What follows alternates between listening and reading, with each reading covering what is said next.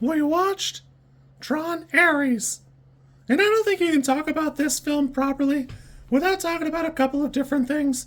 The first of all being Joachim Rønning, where Joachim at his core, I think, is a company man. They say make a movie, he says yep, he goes and does a 9 to 5, and he produces the film. I will say there's an element of this where his lack of passion for the project has led it down this path, which leads me to the second thing that we sometimes glaze over as a movie community: producers. And in this case, when Tron Legacy kind of had a fumble at the box office, they were talking about making a sequel for like 10 years, and at some point during development, they had written a script and asked, what's his name? Yeah, that guy. Hold on, damn it. They asked Jared Leto if he wanted to be in the role. Well, when production came to a halt, he said, hey, call me. And he kept hounding them, and eventually got into the producer role and insisted they rewrite a new movie once they got, enough backing and funding, until this is the movie they made. So while I don't like Jared Leto, the reason he is so front and center in the film is because he basically got it made.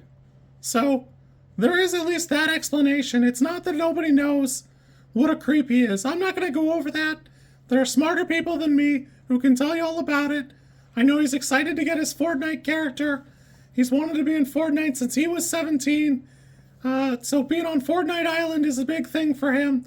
You can look up Jared Leto 17 Island and you can find all the info you want. Good luck. As a certified Jared Leto hater, I do admit that this is the perfect role for him, where he acts like he's just barely human and has the worst delivery he's ever had. So there is that. I think he's bad, and honestly, I don't think he's necessary to the film. And you may be thinking, but he's front and center the whole time. How can that be possible? You actually wouldn't need to rewrite this, not that they spent a ton of time writing it, because he never needs to take that visor off. Everything cool about Ares the character comes directly from Rinsler and Tron Legacy. He's not doing anything that Rinsler didn't do, other than go into the real world, but his character arc doesn't really do anything interesting. And actually, you could make the Dillinger system just like a bad copy of Flynn's system, and you'd have basically the same stuff going on and not mess up any of the other movies. You don't have to be a negative Legacy to not mess up Tron Legacy. I'd be the first person to tell you that I love Tron Legacy. I was excited when they talked about having Olivia Wilde back as more Cora, but that obviously never happened. I don't know why, and I don't know what caused them to move this far away. I'm guessing that the original actors went, no, I'm not really into it. But it is what it is. But on that note, Kamen Rider's proven you don't have to be able to see an actor's face for them to have such a good body language to indicate what they're feeling. A lot of the Kamen Riders barely speak when they're in the suits. They do a great job, and it would be fine here.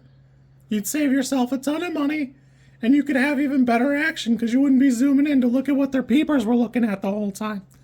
Because they move their heads. People move their heads all the time. Anyways, all that said, visually the movie's very good. Not only does it have great visual effects, the action is very clean. You can always kind of tell what's going on. There's nowhere to get confused or jumbled up. You could easily draw a box and plot out an action scene. So there is that. There's nothing new or special to the action scenes, which it is what it is. I think a part of that is Joachim Rønning, and the writers just didn't have a desire to make something incredible. But we do have some little moments where they play with the hard light properties and stuff, and it is what it is in that regard. I think Greta Lee, Jeff Bridges, and Evan Peters all do a great job. Jodie Turner-Smith is doing a good job. I will say that I thought Jeff Bridges would be in it a little more. It's weird that they touch on the Flynn system a little bit, and they just completely don't use the Tron Legacy backdrop, but I don't know. The 80s sequence is pretty cool. That said, there's other cast members. Who cares? They're there, but the whole world just feels so empty. Everywhere you go, it's like there's just a big empty expanse. In Tron's system, there's a bunch of like programs running around doing stuff. They have their own lives, their feelings, they're religious, they don't do things they're not supposed to. It's not the case here. And then, even in the human world, you can see other people every once in a while, but there's so few of them, it's kind of bizarre and off-putting when you look at it. I don't know. I wanted to love this movie, I really did. I like the soundtrack, I think that Trent Reznor and Atticus Ross are doing fantastic work here. It honestly might be a better delivery than what we got out of the Daft Punk soundtrack, because I think we all expected another, like, Daft Punk album out of it, and it's just not what we got. But, yeah. Anyways, the movie is fun, it's visually stunning, sounds pretty good. Unfortunately, Jared Leto is a big weak point. He's an elephant-shaped weak point in the room. And we're not talking about him because he produced the movie, so it's hard to kick him off. Overall, this is like a 4 or 5 or a 6 for me. And that's fine. Honestly, I don't think any of the Tron movies are like a 10 or anything. And it'd be weird to act like Tron was a formative memory for you. They're all pretty middling reviewed. Like, well received later on, but none of them were 10s at Rotten Tomato either, so it is what it is. I had a good time, not a great time. It's certainly a weaker showing than what I envisioned, but the idea of what I envisioned doesn't exist. It didn't exist then. I just want it. It is what it is. You kids be good. Have a good time. We'll see you soon. I think.